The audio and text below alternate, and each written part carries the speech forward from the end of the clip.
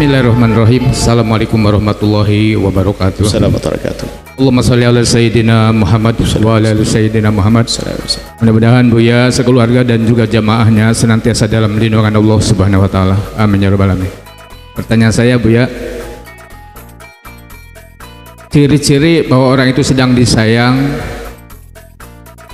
dapat teguran, dapat musibah dari Allah Subhanahu wa taala,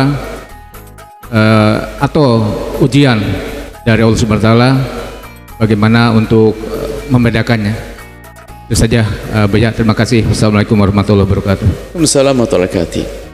Dalam urusan musibah itu cara pandang kita yang kita perlu benahi. Jadi gini, kalau musibah itu menimpa kepada Anda,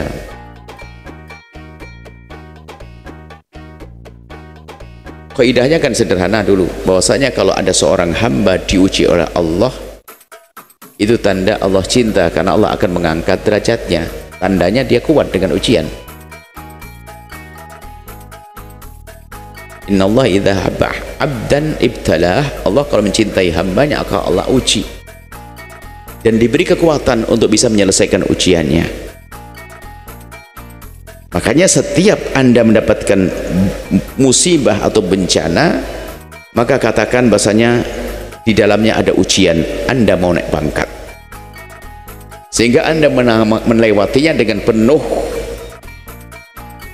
harapan, bukan menjadi orang putus asa. Diuji dengan sakit, diuji dengan khusnudan langsung, karena Allah akan mengangkat derajatku, derajat keluargaku, derajat anakku dan sebagainya. Kan begitu, ini kaidahnya. Jadi kapan Allah menguji, khusnudan yang harus kita hadirkan, bahwasanya Allah akan mengangkat derajatku. Maka lewati musibah itu adalah dengan menyerah kepada Allah tanpa protes dan seterusnya. Kemudian setelah itu baru cara pandang. Kan ada musibah itu, biarpun semuanya adalah pengangkatan, semua adalah untuk membuat perubahan, untuk menjadikan orang itu berubah. Jadi kalau ada seorang hamba kena musibah itu ada beberapa makna. Yang pertama adalah untuk menghapus dosanya. Kebaikan juga kalau kita sarung, kita banyak dosa. Yang kedua adalah untuk pengangkatan derajat. Yang ketiga adalah untuk tabungan pahala di akhirat. Itu kan semua musibah untuk orang beriman. Orang beriman kalau mendapatkan musibah seperti itu. Tapi kalau orang tidak beriman, kalau mendapatkan musibah di dunia, muqaddimah musibah di akhirat. Sakit gigi yang Anda rasakan kemarin itu, kalau Anda serahkan kepada Allah jadi pahala, bisa saja melampaui daripada zikir Anda yang banyak itu. Diberi oleh Allah sakit, Anda demam, Anda akan diangkat derajat Anda oleh Allah. Makanya di dalam melihat musibah harus seperti itu.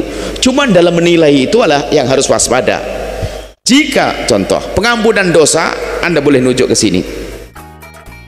Jadi kalau Anda mendapatkan satu ujian, musibah, sakit dan sebagainya, Anda khusnudzon, ini karena dosaku ya Allah, puji syukur padamu telah kuberi sakit, dan semoga dengan ini ampuni aku ya Allah, ampuni. Jadi kalau nunjuk ke diri boleh, karena saya banyak dosa. Tapi kalau nunjuk ke orang, sedikit adab dong, bahasanya semoga Allah mengangkat derajatmu. Ini adab, jangan sampai tuh karena lu banyak dosa makanya. Nah kan tidak enak, ini nggak punya adab. Adab menilai itu penting. Kadang-kadang kita salah memahami ilmu. Orang Jogja kena gempa bumi karena banyak dosa. Wah, dia kurang ajar. Kenapa ada kita katakan orang Jogja kena gempa bumi, semoga Allah mengangkat derajat mereka, Allah berikan pahala.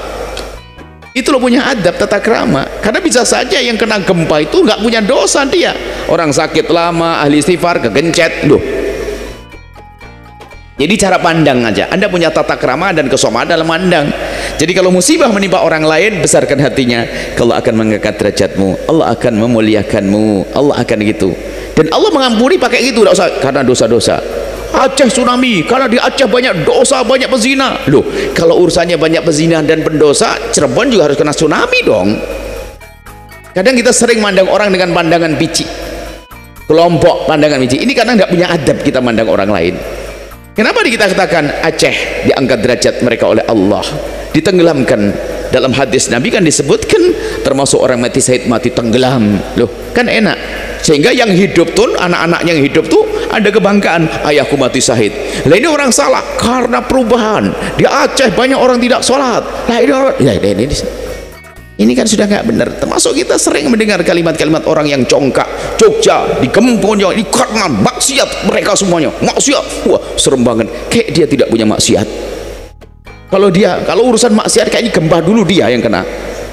Jadi tolong cara pandang yang santun ya, yang sopan. Kalau melihat musibah pada orang lain, jangan Anda mengingat dosanya. Bisa jadi bukan karena dosa, tapi karena Allah ingin mengangkat derajatnya. Tapi kalau menimpa kita, boleh ini karena dosa saya. Lalu kita merenung dengan ibuku, dengan saudaraku. Oh, itu ampuni aku ya Allah. Boleh seperti itu. Ini cara pandang. Wallahu a'lam bissawab.